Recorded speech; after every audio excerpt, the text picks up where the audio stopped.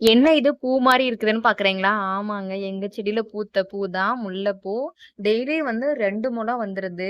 நாங்க வந்து வியாழக்கிழமை வீடெல்லாம் வழிச்சு விட்டுட்டோம். அதுக்கு பிறகு பூவெல்லாம் பறிச்சு கட்டி வச்சுட்டோம். நெக்ஸ்ட் டே பார்த்தா 2 முழத்துக்கு மேல வந்துருச்சு.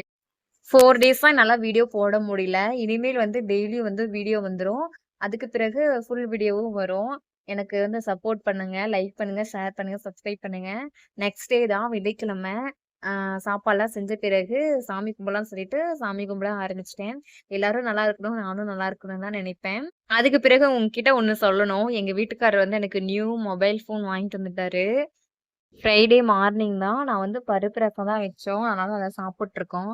அதுக்கு பிறகு சரி தலையெல்லாம் இன்னும் காயவே இல்ல அப்படின்னு சொல்லிட்டு தலை காய வைக்கிறதுக்கு நான் எல்லாம் இது பண்ணிட்டு இருந்தேன். பார்த்தீங்களா?